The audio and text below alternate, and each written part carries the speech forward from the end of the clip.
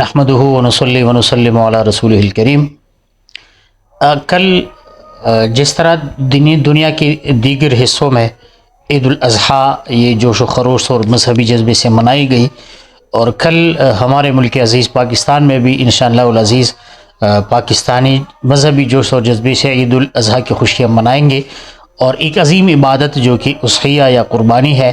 اس سے فارغ ہوں گے۔ تو اللہ تعالیٰ سے دعا ہے کہ اللہ تعالیٰ تمام مسلمانوں کی اضحیہ اور قربانی جو ہے وہ درگاہ میں قبول فرمائے۔ لیکن اہم بات یہ ہے جو اس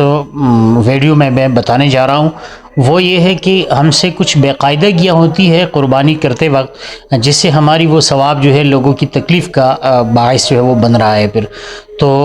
ضروری ہے کہ چند گزارشات عرض کروں کہ اس تکلیف سے، لوگوں کی تکلیف سے ہم بچیں، اپنے عمل بھی کریں، نیکی بھی کمائیں، اور دوسروں کی تکلیف کے سبب بھی نہ بنیں۔ اس میں سے اہم بات یہ ہے کہ لوگ جو ہے وہ جب جانور ذبح کر رہے ہیں تو وہ جاتے ہیں کسی ایسے مقام پر جہاں کسی راستے کا کنارہ ہو، یا اسی طرح کوئی چشمہ ہو، کوئی پانی ہو، یا سایہ کے نیچے جو ہے وہ یہ جانور ذبح کر رہے ہیں۔ رسول اللہ صلی اللہ علیہ وسلم ایک حدیث میں ارشاد فرماتے ہیں، امام مسلم رحمۃ اللہ علیہ حدیث نمبر 269 وہ فرماتے ہیں، امام نووی رحمۃ اللہ علیہ باب منعقد کرتے ہیں، باب کراہت التخلی فی الطریق او فی ظلہ۔ رسول اللہ صلی اللہ علیہ وسلم نے ارشاد فرمایا، ابو ہریرہ رضی اللہ تعالیٰ عنہ روایت کرنے والے ہیں، قال رسول اللہ صلی اللہ علیہ وسلم اتقوا اللعانین، تم لوگ لعنت کرنے والی چیزوں سے بچ جاؤ۔ تو قیل وما اللعانان یا رسول اللہ، کسی صحابی نے پوچھا کہ لعانان سے کیا مراد ہے؟ رسول اللہ صلی اللہ علیہ وسلم نے فرمایا، الذی یتخلی فی طریق الناس او فی ظلہم، وہ جو لوگوں کے راستے میں بول و براز کرتا ہے یا ان کے سایہ میں بول و براز کرتا ہے۔ اب دیکھیے اس حدیث میں بول و براز کرنے سے منع کیا گیا ہے، اور پھر خاص طور پر جو پبلک مقامات ہے، یعنی راستہ ہے اور اسی طرح سایہ ہے، کیونکہ یہ پبلک مقامات ہے اور ہر ایک جو ہے اس راستے پہ بھی چلتا ہے اور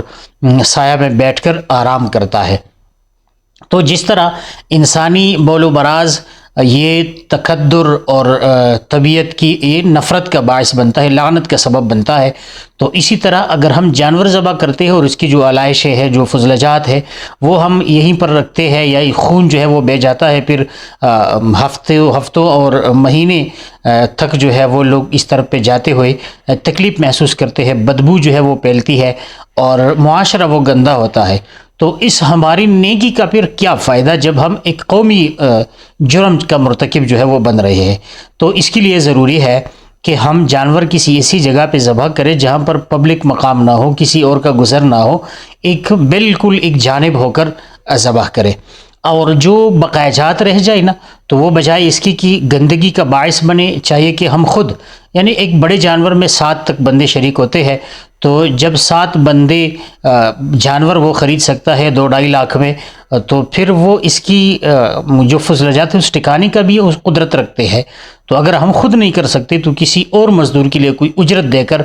وہ دفن کر دے یا محفوظ جگہ پہ وہ رکھ دے۔ اور اسی طرح اگر ہمارے لیے کوئی پانی کی ضرورت ہو تو بجائے اس کی کہ ہم کسی چشمے یا ندی یا دریا کے کنارے جو ہے یہ فضلجات بہا دیں اور سارا پانی جو ہے وہ گندا کر دے، تو اس سے بہتر ہے کہ ہم یہ 5-6 بالٹی جو ہے اگر وہ کوئی اٹھا دے 7 بندوں میں سے، یا 5-6 بندے وہ یہی خدمت کر دے، تو میرے خیال سے یہی سارا کام جو ہے وہ بھی ختم ہو جائے گا اور کوئی تکلیف بھی نہیں ہوگی، اور آگے 1 مہینہ تک یہ سب باعث تکلیف نہیں بنے گا۔ تو گزارش یہ ہے کہ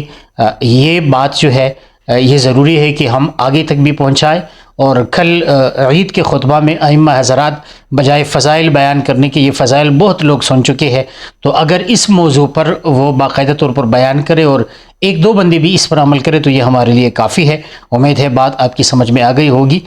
جزاکم اللہ، آگے پھیلانے میں